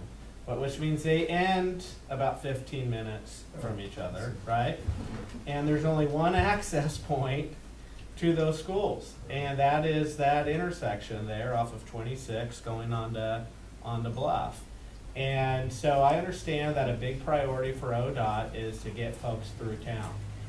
But we also started this meeting talking about safety, right? And where that, as somebody that is, my wife would say, probably not as often as I say I do, take them to school, but I do quite a bit. Darn it. You know, I can attest, I mean, it gets dangerous because people it's in the morning commute, so people are feeling the tension to get to work. 80% of our residents here in Sandy actually leave town to go to work, so they go into Gresham and Portland. And so the drop-off time's at 7:45. Most places expect you to work between 8 and 8:30. If you're lucky, 9 o'clock. So are you also seeing problems in the morning, say? Yes. You see reported issues in the school let-out period? I can tell you, Yeah. when you take your kids to school. Yeah. You see me some. On Highway 26, just trying to we're parked way up the road, especially when the beginning of school. But then there's a little break where my wife took the kids, and then I just took them again. It was like, I'm parked way up on Highway 26, and we're all like, oh, stop real quick, because everyone in the right lane is waiting to get up to the turn lane to get onto Bluff. And it's kind of dangerous from that point of view. But then all the side streets are as well, because you didn't forget, but there's another grade school right there that's doing the same thing. Yeah, that's right. And it's not necessarily Same time. school district's fault, as they share the school bus between the middle school and the elementary schools, so they have to kind of let out at the same times. And these schools, you know, besides the new high school, been there for 100 years. Right. So this isn't like, you know, was the road built first or the school? I mean, they've been around for a long time. Okay. It's just we are just growing as a region as well. Yeah. So it sounded like most of the buses are turning left out of Bluff. Is that true of most of the passenger vehicles as well, or you kind of have people going all directions? So I think they go all I would directions. say all And directions, yeah. Is there any like defined pattern in the morning versus the afternoon, or are they pretty similar? Well, here's the thing. There is only one road north for the entire community over there, right? There's only one, Bluff Road. So it doesn't matter what time of day you're coming, you're either going right or left or straight off of that one intersection. So if you're going to the right, to the west part of town, you go up there and turn, I mean, that's just how it is. But we have all that mountain community too, so. Because from the paragraph I have here, it sounded like the biggest headache is the left turns, partly because of the amount of time the pedestrians take. So there were a couple things I was thinking about on that, and I asked our signal timer, she's gonna look into doing school let-out plans, so for like the half-hour to 45-minute period that the schools are there, we'll like screw the highway and give all the time to Bluff. It's definitely tolerable for that like very narrowly defined window, which is easier to do with schools than it is kind of the ebb and flow of a regular day. So we can look at that. The other thing that I was thinking about, I'm not sure if this is the right call or not, but we've tried this at a couple other locations. So we have federal standards of what the pedestrian crossing time has to be, and to be honest, that time is very, very slow. It's basically 3 or 3.5 feet per second. I calculated that to miles per hour one time and I've forgotten, but it seems like most able-bodied folks can beat that speed quite handily. Except for a junior high student who's purposely So going true. slow. And staring at their phone. Yeah. Or someone who has accessibility needs. That's right. Yes, The chair. and that's why the federal standards have that speed. However, they also give us this kind of exception. And I've got a picture, it's just a little sign we put up that says push button for 2 seconds for extra crossing time. So what we can do is instead of that 3 feet per second, we can use 4 feet per second. Oh my God. And then if somebody needs the extra crossing time, they can request it. So I think that would take about 8 to 10 seconds off of the through movements. However, that assumes that you've got 75% of people that wouldn't need that extra time. And I don't know if that would be the case with kind of the traffic patterns through here, and if that's something we should consider. Basically, it would be a couple $100s for the signs that are maintenance stuff to put up. So it wouldn't be a big project. You don't have to change the button, it's just the sign. We'd have to double check and make sure the buttons can handle it. Certain styles work, certain styles don't, but. As I can tell you, as a runner, I run around waiting for that, I'm just pushing the button. Yeah, Sure, so but if you're you're so pushing the fast. button But I'm like this, pushing this it- is not push and hold. Well, I'll leave You'd it have and to just push and hold hold, it, yeah. cause I'm like, come on. Well, yeah, now, but it's, That's the guy. I was told, Yeah. I was told the more you push it and hold it It's not in, true. the quicker it's gonna change. We had an electrician one time that would tell Oh, people, he right. knows it's on off, so have you pushed it an odd or an even amount of times? Yeah. Anyway. So Luckily, that's not true, but it's fun to mess with people. I'm listening to the conversation, and it sounds like we've come to a place where we're starting to talk about solutions. I'm kind of a solutions kind of guy, Mhm. and, you know, the city of Sandy's fairly famous, I would say pretty famous in Oregon about our fiber optics solutions that we've had a chance to put into the ground and down our highway situations. That sounds like a horrendous resource to be able to connect with all of our lights. And they're talking about slow and fast types of pedestrian connections. It seems to me that we could use some of that to be able to look at those intersections with some pretty high-tech kinds of equipment. Yep, okay. Relatively low cost. One of the things that I have noticed quite a bit is as I'm sitting there on the left-hand turn again, waiting for somebody else's turn to happen, but there's no cars in that green light. And I know that there are different kinds of sensors in the streets and that kind of stuff. My guess is there's nothing in the lights themselves that keeps that kind of thing connected and look at it. I know this technology's there. Wouldn't there be a way to be able to add to that, to make the traffic go through quicker? If we could recognize that there are some lanes, even though that the law says, or the way it's been scheduled has been required that there be a turn, even though there's no cars in it. It seems to me like there ought to be a computerized sensor about that. Can we do those kind of things? Yes, Relatively cheaper? are somewhat.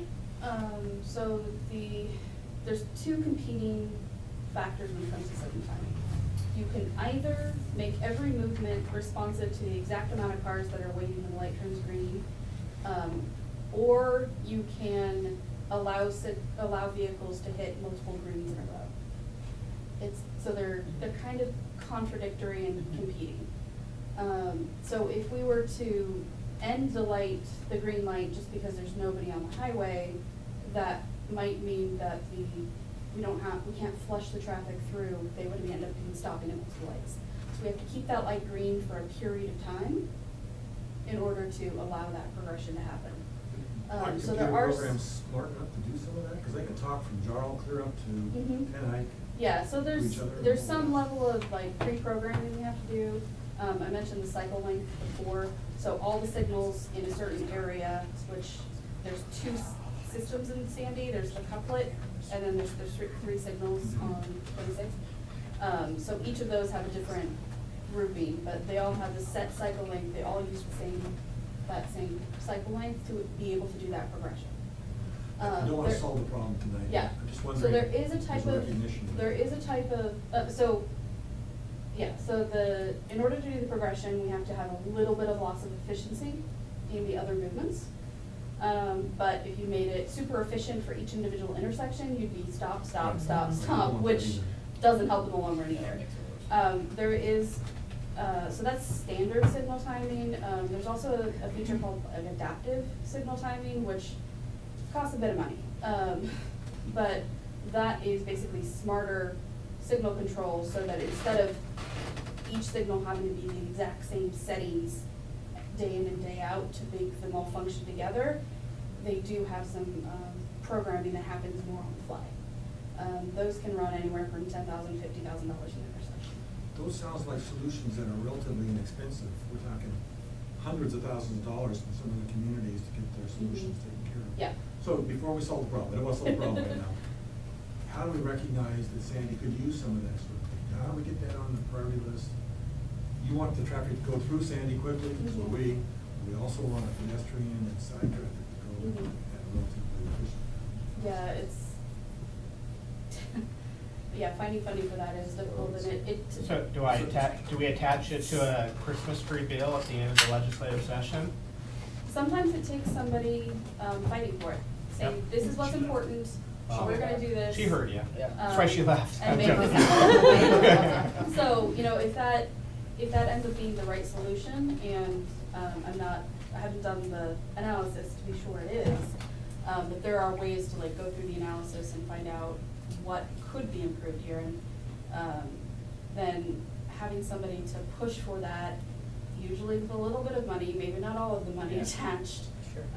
can help like make that a consideration. So- So I kind of, my role is a little bit of like, what can we do today? Yeah. Yes. And then also getting involved in projects in the long run. So Yes. what we can do Both of today is stuff like signs, signal timing changes, which we're in the middle of looking at right now. And then anything that comes with any sort of cost is gonna have to go through lengthy processes. Right, but so on that process though, we have to, when we submit that to the legislature, we have to give them a scope of work, right? Mhm. Like the cost, the parameters, what we're trying to accomplish. Do we work with your department to get those kinds of things? Or, I mean, how do we get to the point where we actually have something that we can attach onto a piece of legislation? Or is that just our work that we have to do ourselves? If there are available resources, information, for example, the general cost of a project of similar type in a certain category, there are estimates out there that would say it's 20% above and beyond. And so, some of it you probably have to do on your own, some of it with us, and together, we can assist. And I'll again talk with our scope and manager and see how it all works, but, yeah, I'll follow up with you. Any more questions on lights or? Super Yeah. super fast, just because you addressed it, and I appreciate it. Yeah. So, you're currently doing a study for timing Mhm. through Sandy. Yeah, and assuming nothing Right. lights on fire in the next few weeks, it's gonna be sometime in the next 2 to 6 weeks. Okay, will we be able to obtain that data? Or is it public knowledge, or is it? It's one of those things of, we're gonna gather the data, make changes, watch it, make more changes. Gotcha. So it's not like Okay. a report that's gonna come out of That, it. no, that's fine. Yeah. I just wanted to kind of know what the process was for that, Mhm. so, okay. So if there's like somebody that wants to be the point of contact, I can say, at this point, we've made these changes, and let you know that something has been changed and kind of what that looks like, without going too far into the green was 19 seconds and now it's Right. 20 seconds. Yeah, and this is no, why we this don't- is better. I Like you don't need that. No, You don't but it'd be care. nice to know, hey, we changed this. Do people notice? Do you happen to notice? Yeah. I drive these roads every day for work, so, Yeah. Yeah, but you're the one that changes the lights. I know, Turn you on have your a special sirens. button. Yeah. So, Right, so, you do. so I'm a firefighter, yeah, so, Big so. fire truck. She's messing it up. Yes, we're significantly Yeah, messing so it those up. are great for you and they screw everybody else up. I recognize that, I recognize that. But it does give me a little bit of a different perspective, because I do see kind of what's going on throughout Mhm. town all day long. And obviously, you know, some of the points of problems with some of the intersections, and then especially Bluff during school, and if we have an emergency down Bluff during those hours, and I have to push cars out of the way through, I mean, I've had to push cars into the intersection to make access, so, you know, you talk about a safety issue, that's a huge Yeah. safety issue. So, yeah, so just curious kind of how that worked. So in that report, will you be able to say, looks like this is a solution that maybe cost us more money than we have at the moment, that we really make that solution look well? Or would you just say, here's kind of, we're tweaking it, 19 seconds this way and 12 seconds that way, rather than saying, Yeah, so what we're doing Here's right the- now is, like I said, our signal timing is done in-house, which means it's very much like, just go out and do it. Yep. So I can let you know, like, we made a change, we think, you know, the area, you identified these 3 locations that are critical to you. Here's a little bit more detail about what we did. But that would just be me interpreting what my signal timer did as in an email, Right. so Yeah. top paragraphs. I can give you some, links to kind of the adaptive signal stuff that Federal Highway has produced. They have some really exhaustive documents, because for that, they want you to go through and be like, okay, what are your priorities? Because different systems have different priorities. Do you want to push traffic through? Do you want to be responsive to pedestrians? Like, all of these are competing, which ones are most important? They want you to go through these step by step. A lot of times it's best to have a consultant help you with that, but that can kind of give you an idea of what might be in kind of a next step of maybe a lesser cost. It's not gonna fix everything. It doesn't really increase capacity because you've still got the same geometric constraints. But if there's slight inefficiencies happening, it can take advantage of those. Which means maybe the like 5 to 6 p.m. period is gonna look exactly the same, but maybe 4:30 to 5 will look a little better. Sure. Thanks a lot. Thank you. Yeah. All right, so it's lights. And then, Yeah. just as far as this idea of shortening, basically it would be shortening the pedestrian crossings at Bluff, except when requested otherwise. Is this something I should pursue, or does this sound, I think it's proactive. I think we should give it a shot. I have other intersections that are also signalized with a pedestrian. Yeah. Is there somebody who does on those too, or is it Yeah. inexpensive? yeah, like I said, it's basically, if the right buttons are out there, it's the cost of a sign, and the signs are about $100 each, so figure Good. 4 to 6 signs per intersection and a little bit of signal timing time, so we're also doing signal Oh, that timing. would pick up. Yeah, usually our maintenance staff would. Is there would do braille that. on the sign as well? No. Okay. I just want to know what we need for the mayor to be in charge of the lights. We need to change the law, I believe. Jordan, will you make sure that somebody follows up to be kind of the point of contact and get the information on the lights? Yeah, John? And I think with this, plus adjustments to the timing on the lights, Mhm. maybe just information pieces we use for social media marketing campaign for lobbying for a larger effort as well too. Kind of get the community understanding of some of the things we've tried. Yeah. And how it has or hasn't worked, and maybe that there is a better solution out there, and get some support from the community to do so. Yep. Status of the ODOT sand shed property east of Langen Sand Road. Yeah, I talked with our maintenance manager, Ted Miller, who had a conversation with the council a couple of years ago. And essentially, he said, one, that yard is being used by ODOT maintenance, I'm not sure what section's that in. One of their units, and they don't have a need to explore other options. This was more if the city was interested in maybe trading the location, but his understanding is that issue went away, got resolved. So the short of it is, it's not something he's actively pursuing, and unless City Sandy wants to look at that as an option, then it's pretty much a resolved deal. Carl? I was understanding that was being phased out, and that was one of the reasons why they came to our city manager at that time and said, you know, we're phasing out, so there's not any. No, in talking with maintenance manager, he essentially said, yeah, they have a need for that yard, they're actively using it, and no goals to phase it out, no plans to phase it out. As we mentioned previously, we've had a lot of transition with a lot of retirements happening over the last 5 years, so it could have been that a previous manager felt like that was important, and new staff have found different priorities. And hiring freezes too. Yeah. They don't fill positions. Yeah, or if the city felt this was, you know, a more attractive location and wanted to find a different location for a maintenance yard, then that's something that'd be interesting in looking at least that's, I think how it was presented before. It does back up to a lot of That's where I was residential. going next. Yeah. Because, I mean, I have a comment, but It does I want to hear back Mike's up to a lot of perspective residential. on this. It's noisy, and you got the sand trucks working at 2 o'clock in the morning. Sure. Mike, is there some background on, is this a priority for us? No, it was No. kind of what it came to us, and, you know, it really, it's more like, what does the zoning allow? And I think they were trying to find some sort of value for that land, and if they were able to acquire land closer to where the snow and ice problems are. Further east, they would have looked at that, but apparently, you know, the value of that land wasn't there, they would, you know, Yeah, accommodate that. and I understand there was some condition of jurisdictional transfer to Lebanon was tied to, as part of the arrangement, so. Okay. Oh, yeah. It's a bigger. Tied to that. That's what Didn't realize that. messenger. Man. That's what I was told. I don't really want to get rid of 211.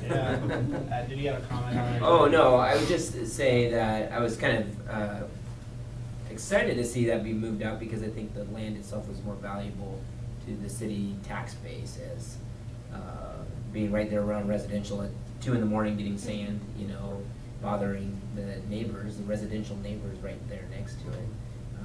Even, you know, half a mile down the road, up by Shorty's Corner would have been probably as the city has now grown all the way around it, so I thought it was a great idea if you guys wanted to transition out of it, have it be zoned as residential or high res, you know, which it might be zoned residential, I don't know. I think part of it's C2 and part of it's SFR, split by the zoning. So anyway. Okay. And then Seth, is it Seth? Yes. Yeah, it's not here. Oregon Highway Plan, Department of Land Conservation, Development Policies Relating to a Highway Bypass. Any comments on that? Can't really speak to it. Yeah. It's his expert area. He did write an email back to, I think, me and Copy Mike. He essentially said that bypass policy information is tech memo. I believe that, I don't know if you have a copy of it. That he sent to Mike. The main takeaways are, analysis shows a bypass would meet some of the OHP bypass policies. OHP stands for Oregon Highway Plan. However, it does not meet our major improvement policy to prioritize new facilities as a last resort. It would be difficult to obtain a goal exception from DLCD, Department of Land Conservation, Department of Land. For roadway outside of the UGB. And the 2011 cost estimate was over 500 million. Yep. Imagine it would be a lot more. May still not meet mobility targets. But he said he'd be happy to come and discuss with the council the TSP update on bypass policy. Yeah, at a because, future time. I mean, I gotta imagine when I look around at communities like Newburgh, Dundee, and others that aren't the size or even have, they match the flow of traffic to some of the top tourism destinations in the state of Oregon, I gotta imagine there's a lot of, in addition to safety and congestion and tourism and economic development that goes on in the state, there'd be a lot of priorities to be able to get people through town and to their destination quicker. So, I mean, that's something I wanna continue a conversation on, for sure. Yeah, I'll share it back with him tomorrow. Yeah. You made a comment there from the letter, and you might not be able to answer this because it maybe Seth is, that it wasn't within inside our UGB. It seems kind of like ridiculous, sorry. Well- But the point being is because our UGB cannot be that big because the state of Oregon makes us smaller. So I mean, you would then have to be inside the development for everything else. So even it's outside our reserve, and so that's why I'm What just he's like. referencing is that inside a UGB has different standards than outside. And so because of the location, it doesn't meet the standards that apply to that location. That's how I'm. I know, but for us to interpreting meet those requirements, maybe easier that. to It be wouldn't inside. it wouldn't necessarily meet an inside either. He didn't specify. He said it'd be difficult to obtain a goal exception. When you say a goal exception, what's that mean, for a viability study for a bypass, or? It looks like maybe to allow for a bypass outside of the UGB. So- Urban growth boundary, which, So I'm curious, what are we even talking? because, Because we haven't studied it in over 10 years. So how do we even know if it's going to be outside the UGB? I'm not sure. Yeah, me I mean, the map from the Unless the current urban- TSP is up there on the screen. That was just a concept.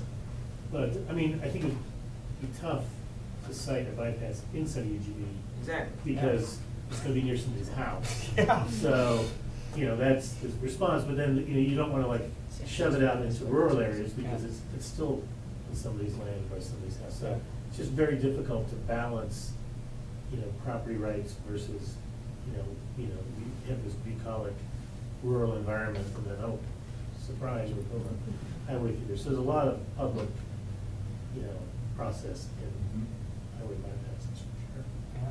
And it seems like you'd run into problems with Triple Creek and other water bodies. that- That's the goal exception, there's goal 12 is urban transportation, 5 is environmental, so you gotta look at all those issues on a, highway bypass, environmental, cultural resources, stored resources,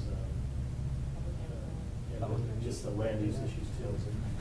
I would say difficult is not impossible, but it might mean a lot more expense, might be more time. Yeah.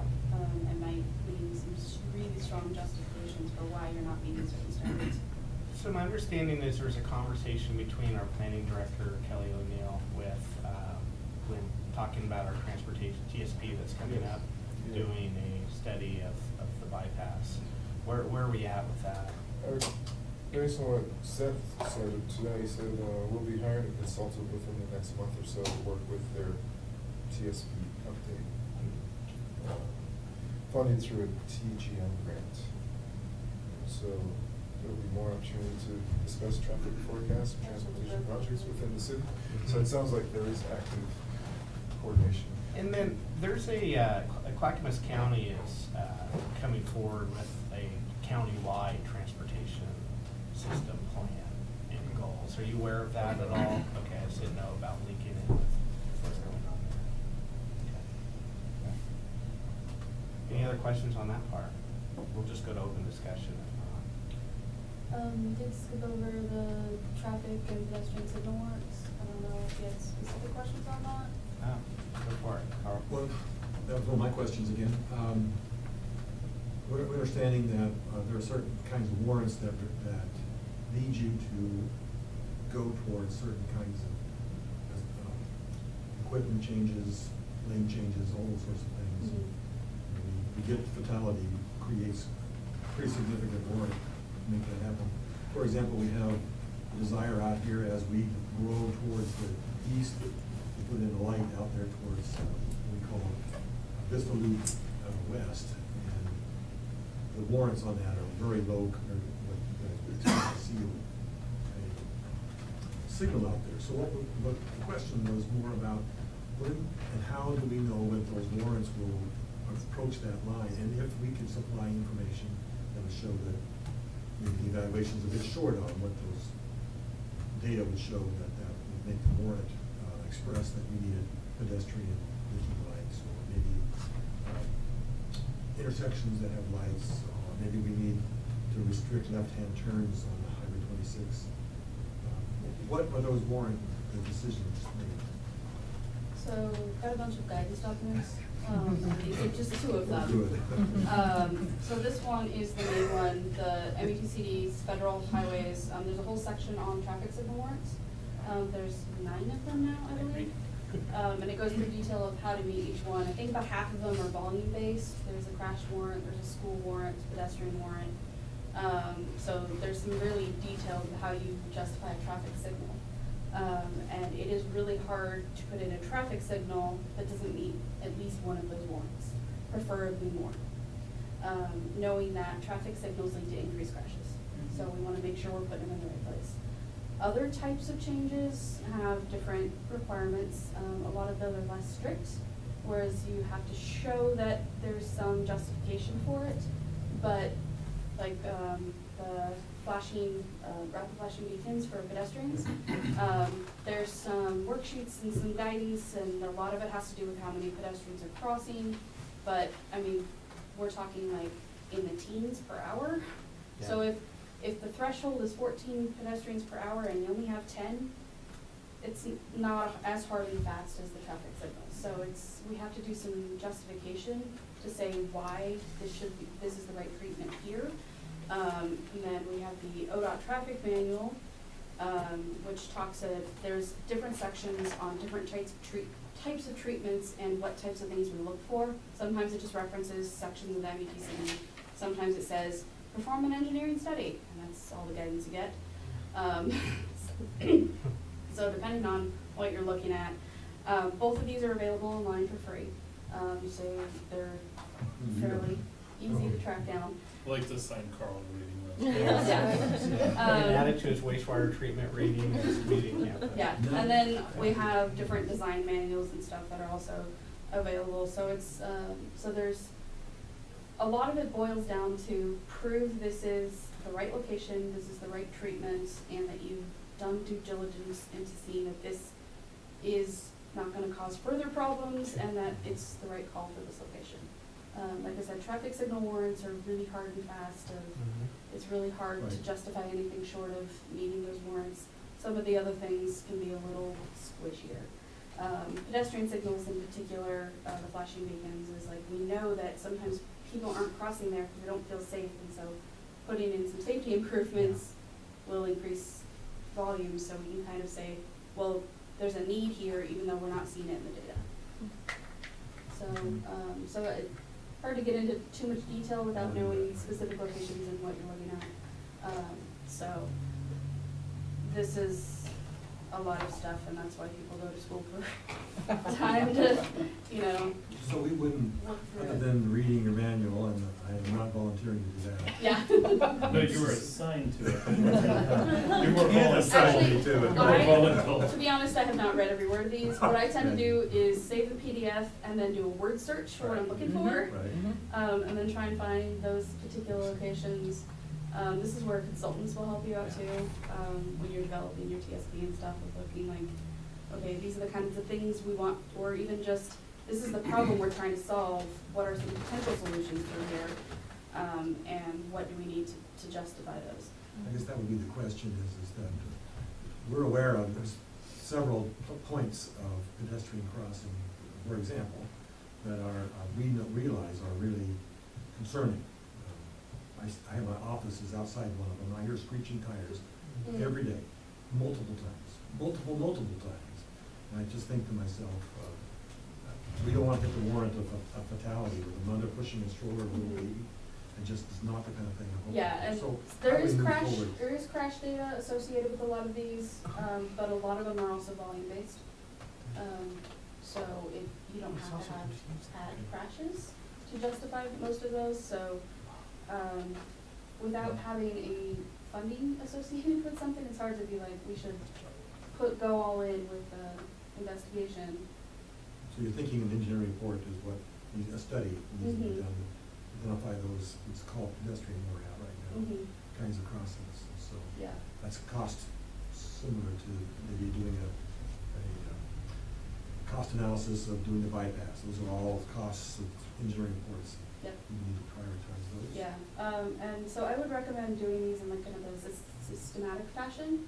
That if you know that there's pedestrian needs, that don't just say, I know where the problem is, and get data about that location. Say, okay, let's look at this 1 mile section. Right.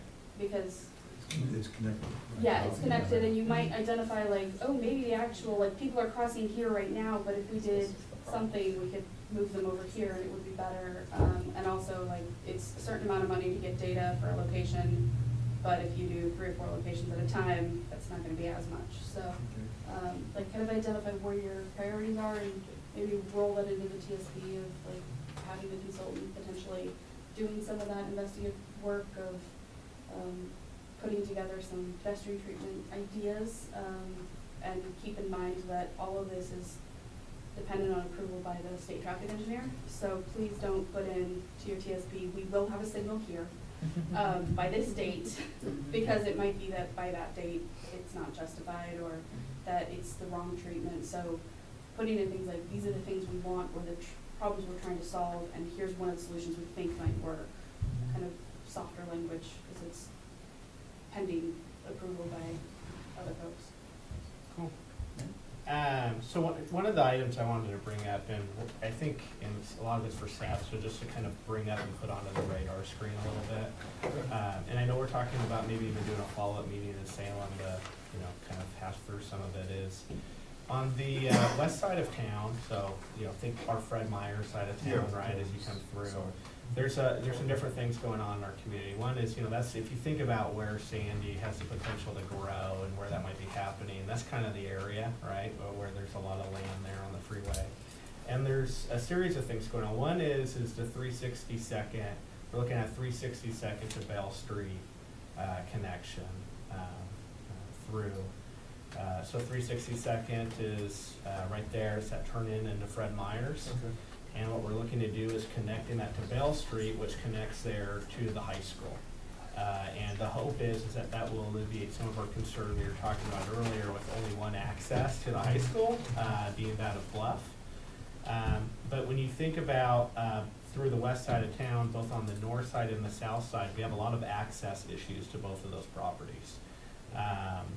One being is as you come through, I always call it the Archivist, an AM/PM, correct? So when the only access point, it has been contentious to get into that AM/PM is through 362nd.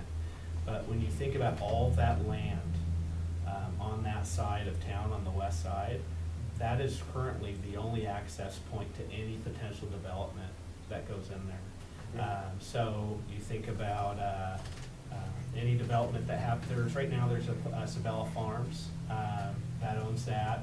As you drive into town there, and he has a gravel road right now. It's zoned, even though his farm is zoned commercial, his road is gravel, is an agricultural easement in, right? And so it's only like 435 entry points a year is allowed on this thing. And if you pave it, it's not an access point anymore. So if there's a development that happens on that Sabella Farms, if he wants to sell his property in southwest on the south side. Do you guys know where we're talking about up here? Does it make? So if you go to Fred Meyer, West, yep. So if you go to Fred Meyer, I'm just. I'm sorry. Yeah. It's a lot of the blank space and no roads. Yeah, I mean, Yeah. that's what we're talking about. I looked over when I Yeah. was coming over. So the only way to access, so if there was any development projects that went in there, you can imagine how stifling that is to get anything in there right now when the only access point into there is through 362nd, which is a filling intersection. It's already been classified by ODOT as a filling intersection. So to get on the radar screen somehow, that we have got to come together and kind of put our minds together, because this is where our community is going, right? Like, I don't know where else anything would go. It would be in there. And then directly on the north side of that is where we're talking about this 362nd connection. And there's property owners there. Some of it's zoned, what is the zoning there? So it's commercial, some of it is industrial. What is that? Is that all commercial in there? It's all C2 in there. So, and getting a right of way for that 362nd connection will help, but that's massive property over there. So access points in and out. And so eyes wide open, you're going 55 miles per hour through there, right? But talking about planning and where the community's going, that's where your entry point to Sandy is soon someday you blink your eye, top 5 fastest growing cities, that's where it's going to be. We got to start figuring out, we've got a community here where we've got this wastewater this isn't your issue, this is ours. We've got a massive wastewater treatment plant that we got to put in that's going to be upwards of over $60 million, right? So we have no one except for our 11,000 residents that we can put that burden on, because we have very small commercial sector here. So we gotta start broadening our tax base, and earlier I said 80% of our residents commute out of Sandy to go to work. I'd like to create a lifestyle here in Sandy where we got more of our residents that are working here near where their families families are and where they live. But it's gonna be hard to attract anything or to really go in that direction when your access points are so limited. And are these locations identified in your TSP? Yes. Go ahead.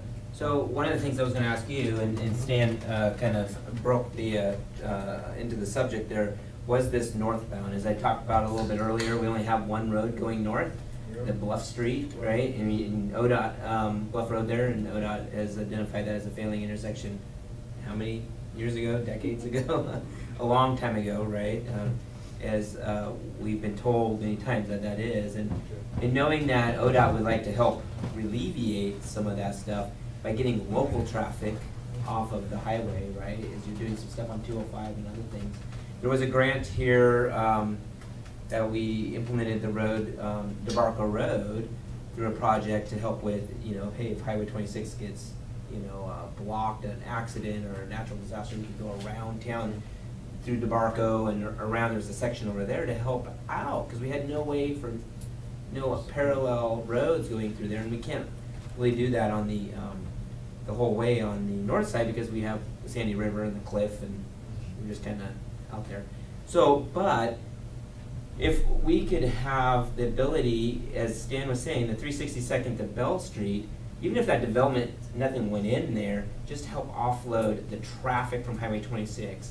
Because on 362nd, where it says where the wording is saying industrial way, right in there is where the bus barn station for all the schools in the school district sits. So you can imagine every morning after 2 hours later, they all come back and park, and a few hours later, they all go back out, right? Have to go down there, right? And that's a lot of traffic there. But it could go straight across 362nd to the high school, to the middle school, to the others, and not going up Highway 26 and all try and turn left on Bluff Road. And all those parents coming from Boring, because they all come from Boring to get to the high school, right? They all come, you know, so it's just all the way up to Bluff Road, and everyone from the mountain comes down to Bluff Road and turns in there. My point being there's, you get our stress point of needing that Bell Street 362nd, but is there ways that we could get ODOT to help write supporting letters for grant processes or identify some of these things, and then have ODOT be a supporting member and going, yes, we see this as a high value project in being able to accomplish some other safety needs on Highway 26. If you say congestion can cause safety concerns because, you know, rear-ending of cars or whatever it may be, that we can offload our local, because I know it's a high priority in other areas to get local traffic off of your highways to allow for that to go through, to do that. And I think it carries a lot of weight if ODOT is supporting a project, and how would we go about doing that? That's where Seth, in working with you or a consultant, would be able to answer those questions and have a forecast plan, what it would all take. So it's in the upfront, with project delivery, with engineering, traffic, and so the planning to have those feasibility study or, you know, access from the highway or freeway to a street as through the jurisdiction, but it's in conjunction with us because you're going to be affecting or touching ODOT's facility.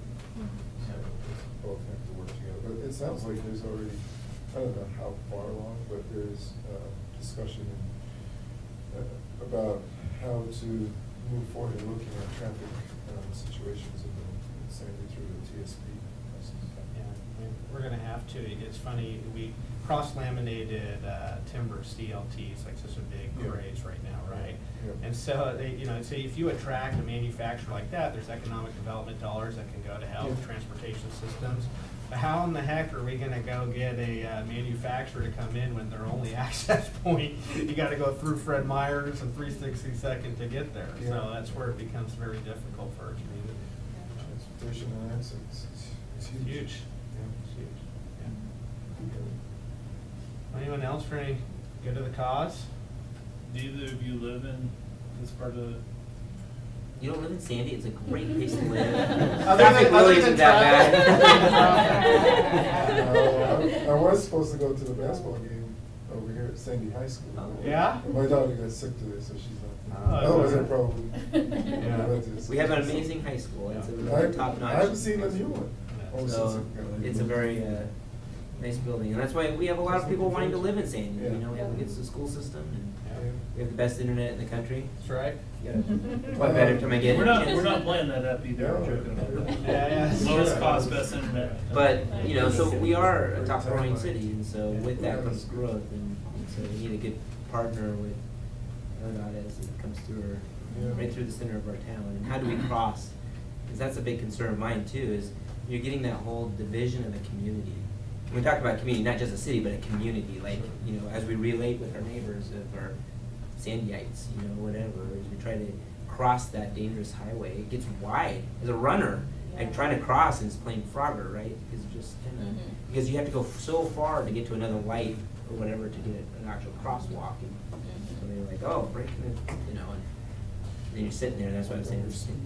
Well, some of it's beating a dead horse, but, you know, just, this is just another Monday evening for you guys. For us, this is something that we've been talking about amongst each other and excited about because, you know, we just had an open, we have a very engaged community. We just had an open city council seat, but we had 7 or 8 applicants for that.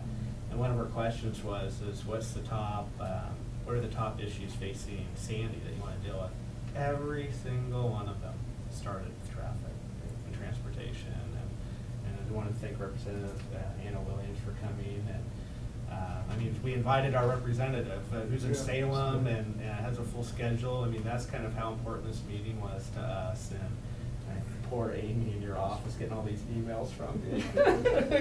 Making sure that you were going to come. But it's important to us, and so just thank you for joining us here tonight, and appreciate you relaying that message back that, you know, this is on our radar. I mean, this is something that we're gonna, you know, they say that the squeaky wheel gets the grease. Well, we're gonna be squeaky, right? So I mean, be ready for that, because that's gonna be us.